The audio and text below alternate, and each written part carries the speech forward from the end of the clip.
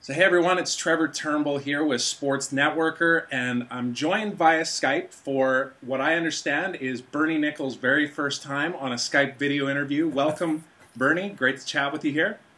Thank you, Trevor. My pleasure. Perfect. So for those of you that don't know who Bernie is, I of course do. I'm in Vancouver, grew up playing hockey as a hockey fan. Watched Bernie, watched yourself play some amazing years in the NHL. He's a 17-year NHL veteran, played with 6 different teams.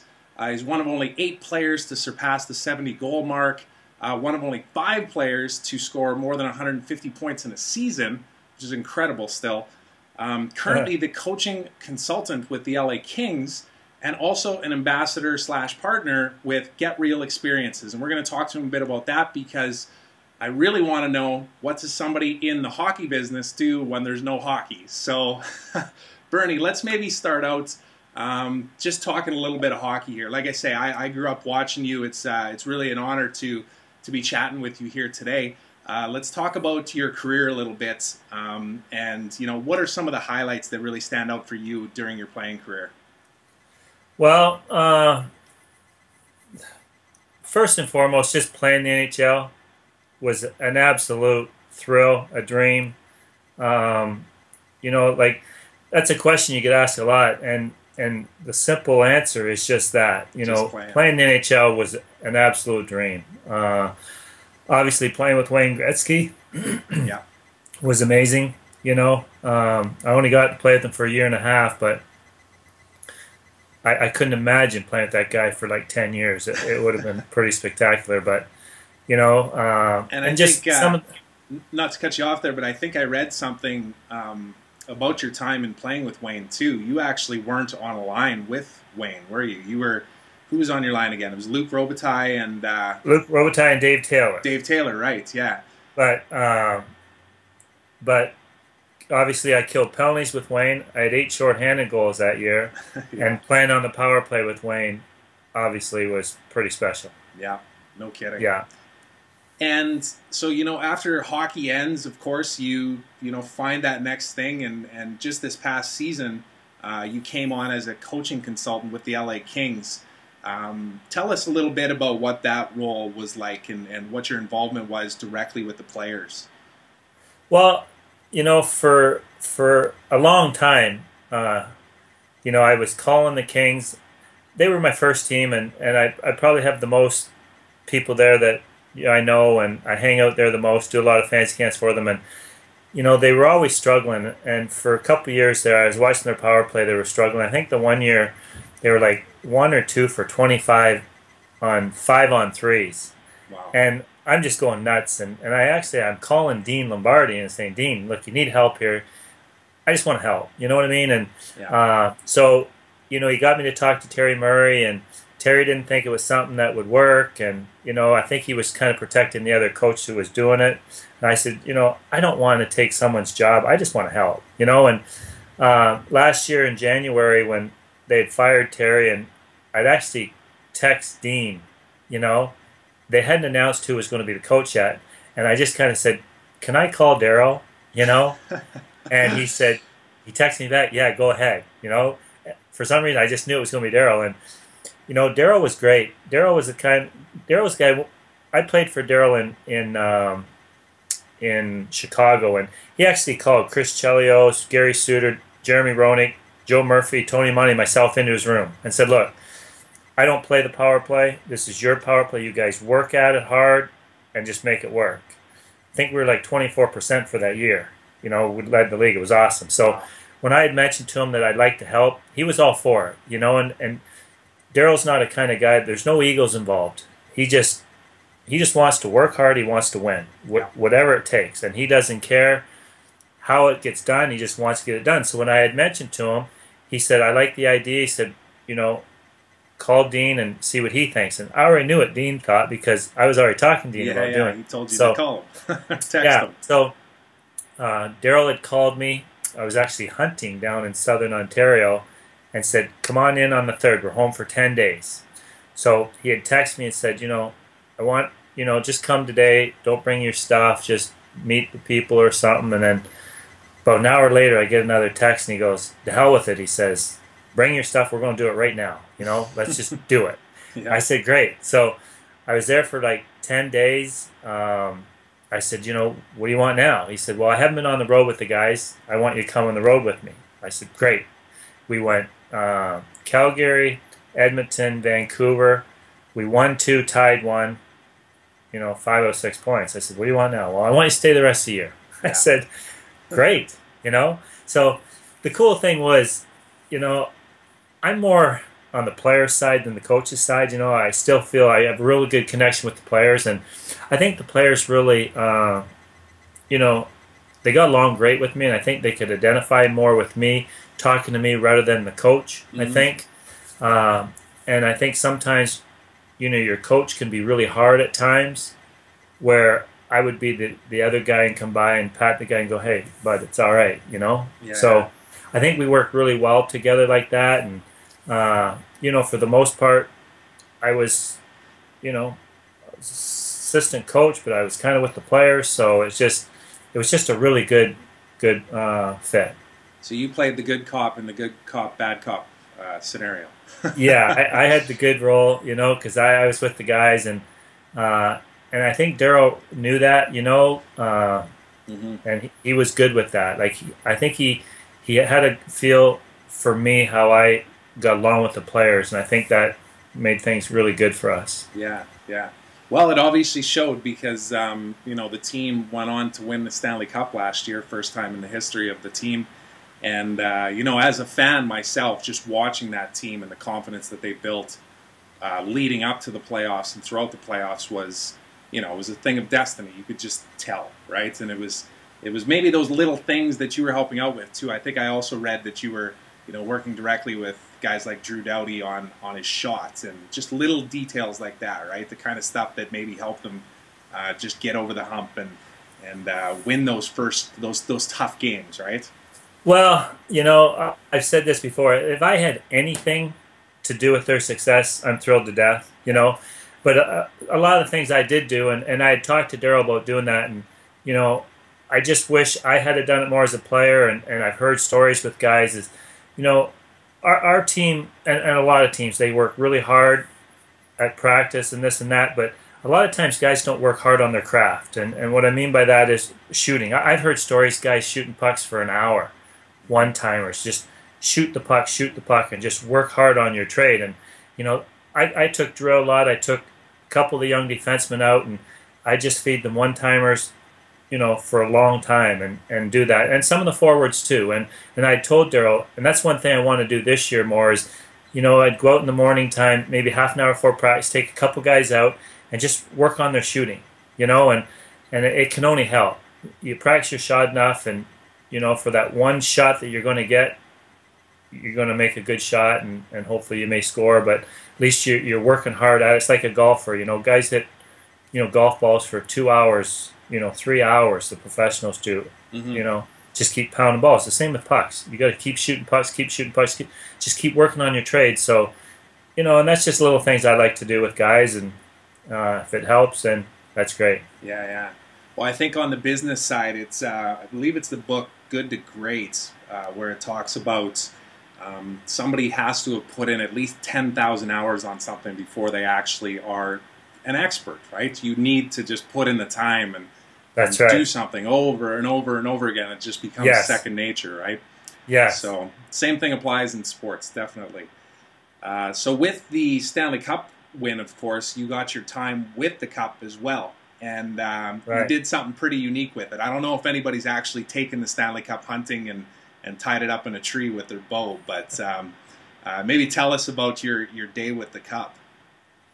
Well, the first thing I wanted to do is I wanted to take it to our hunting camp because I just thought that would be really pretty cool. So I got a picture there with my dad, my 2 brothers, and then some of the hunters came up there. But I also want to take it in a tree stand. And Dan Bothmas from Pittsburgh actually had it in a tree stand one time. He wasn't in camouflage, and I don't think he had his bow, but he was the first to do it. Gotcha. So I got all my camouflage, had it in a tree stand, and I had my bow, I had it full draw and stuff, so the pictures actually turned out pretty good. My dad makes canoes, and I had it out in our lake here in my canoe.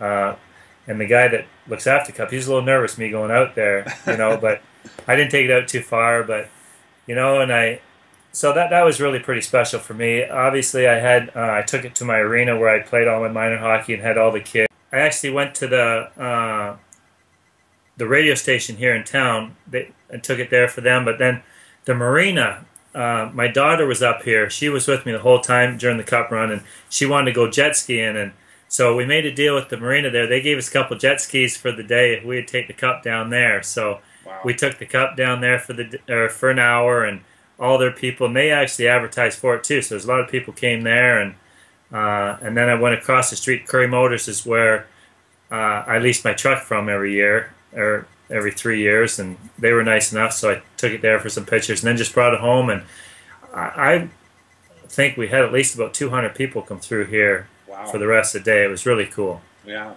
So to say the least, it's probably a pretty exhausting day when you have the cup, isn't it?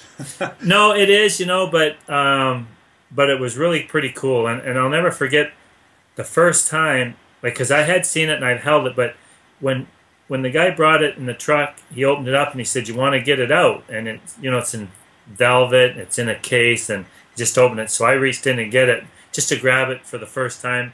To bring it into the house to show my mom and dad and stuff was really pretty cool too. Yeah. Well, it's definitely the most storied trophy in sports, without a doubt. Yeah. And, no question. We might be a little biased in saying that, but I think it's true anyways. And you know what? I think too, for every player to have it for a day, yeah. No other sports does that. Mm-hmm. I think it's amazing. It really is. It's really pretty cool. And I'm so proud and just honored that had a chance to do that, and you just wish everybody could experience that. Yeah, no kidding.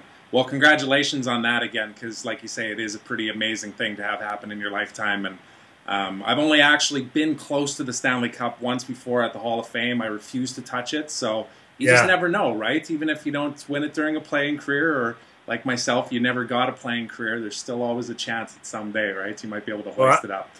I was the same way. I'd come close to it. I wouldn't go over to it. I wouldn't touch it. I wouldn't see it, and then I kind of had my chance too. So it was pretty neat. Very cool. Very cool.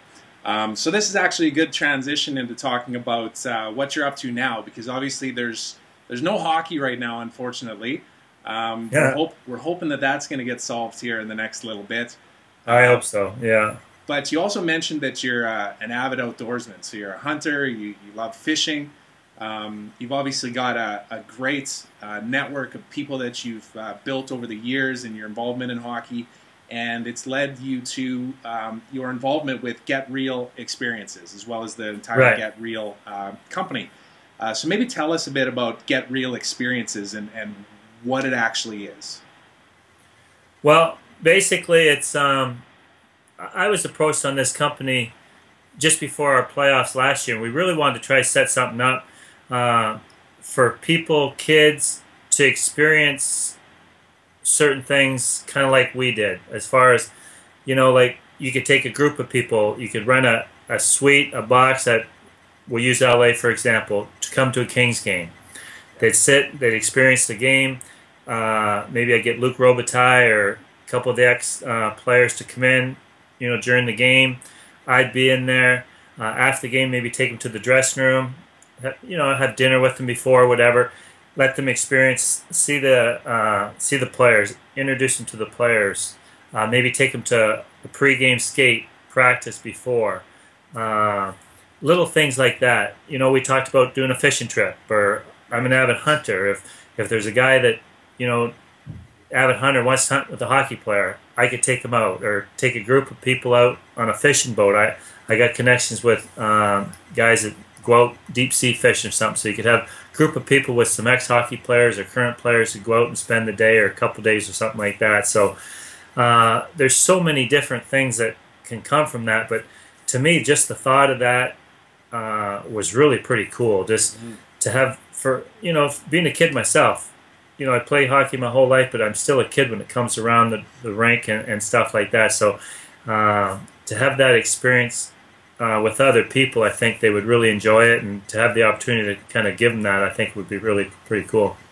Yeah, no, it definitely is, and I don't, you don't actually see this out there a lot either. The uniqueness of like as you're mentioning, being able to kind of create your own unique experience as well is quite enticing. I'm sure everybody's got their one thing that they would love to do, right? So, Right. I actually also saw something on the site too about a KHL experience as well. There's something in the works on that as well? Yeah, absolutely. It's the opportunity to see the next great, as far as the young players. So do the same thing, go to a junior hockey game, introduce them to some of the young kids that are coming up, hopefully the future of the NHL. Mm-hmm. You know, you can do basketball, you can do football, you can do everything. We're just trying to open that door for everybody. But obviously, the hockey field is great for us. We have those connections, but we have connections with all the major junior hockey. So there's some great, talented young kids there that hopefully are going to be the next Sidney Crosby or the Wayne Gretzky of the future. So maybe that's what a young kid in Southern Ontario or a place in Canada want to go see a junior game right now. So we can add that experience for them too. Yeah, and currently the only hockey that you can watch really right now. That's right. That and That's AHL, I guess, as well. Yeah. So your role essentially then in all of this is to kind of make those connections, but also be the conduit for the outdoor experiences as well. And I think those ones in particular are really unique. And I know for myself, I have numerous friends that are very outdoorsy. They love hunting, they love fishing, Right. but they don't necessarily get to hunt and fish with their childhood idols that they grew up watching hockey. Right. Sure. So yeah, very, very cool stuff that you guys are doing there, and I wanted to make sure that our network knew about this too, because it's very tightly tied to what we do, and we'll help you guys spread the word on all this stuff. It's a great timing for it too, of course, with Christmas season coming up, right? Right, and we're even doing something with the Pro Bowl in Hawaii with Warren Moon. Oh, cool. For the NFL. So, yeah. It's like there's so much you can do. I have great connections.